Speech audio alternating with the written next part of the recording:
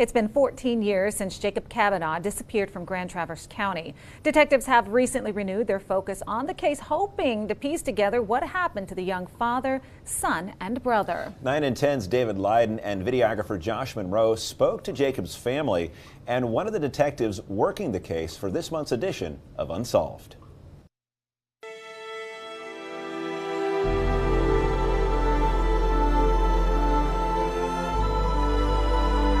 Jacob is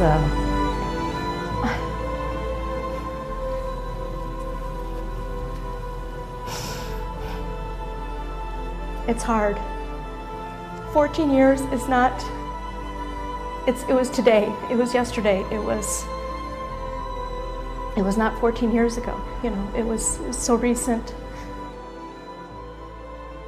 March 31st, 2010 is a day Sandra Cranston has lived over and over again for 14 years. For her brother, Jacob Cabinaw, it was a day like so many others. He went disc golfing with some friends, and what I was told is after disc golfing he was invited out to go hang out at the open space or do something else with the friends, and he said, no, I've got homework to do. He was a student at NMC. So he was heading back to our mom's house where he was staying at the time, and dropped friends off at open space. It's after that drop-off at the open space in Traverse City that the mystery of what happened to Jacob begins. The next morning when my mom called me and said Jacob never came home last night, she called Dave's garage where he was employed at the time, and he did not show up for work. And so that was all against his character.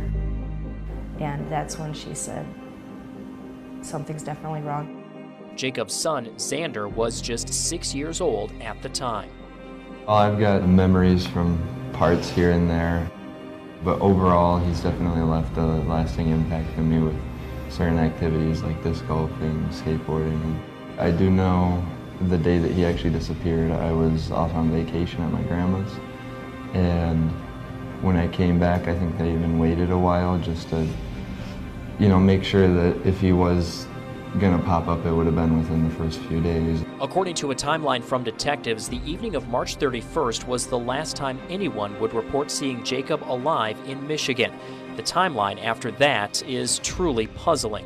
Detective Jason Pulzine is one of the investigators currently working the case for the Grand Traverse County Sheriff's Office. There is one stop. He does hit a gas station in Traverse City, the Mutual Station, and then he goes down to Buckley. Then there's a gas station in Cadillac, and $140 was taken from an ATM. And again, that's another one. There was no video. His card was used, so we're assuming that was him. At 2:04 the next morning, Jacob is seen on video buying gas at a Speedway station in Mattawan.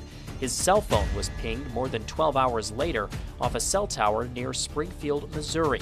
Just after midnight the following morning, police in Hollister, Missouri run the plates on Jacob's car. Also that day, deputies in Washington County, Arkansas ran Jacob's plates and report that he's asleep in the car at a rest area in West Fork, Arkansas. It's the last time Jacob is definitively seen alive.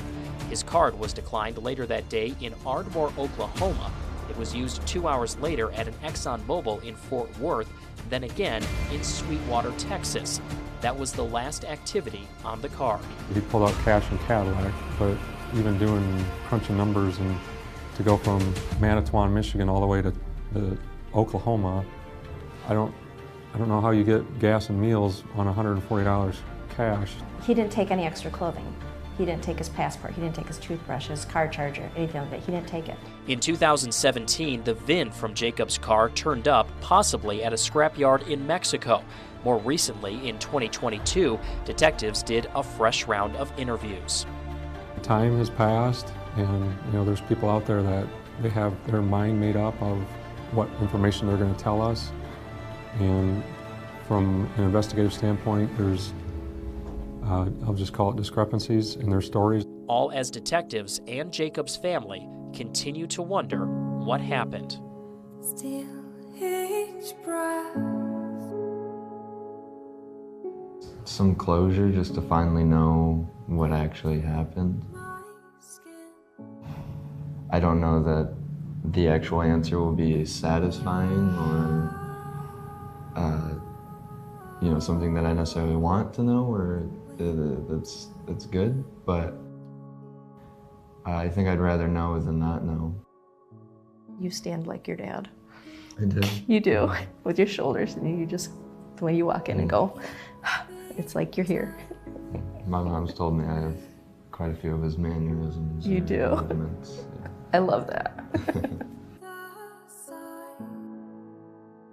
Somebody knows something, and you know, I just think that it's got to be eating at that person. They have to be wanting to come clean and just tell they're part of it. There's somebody out there.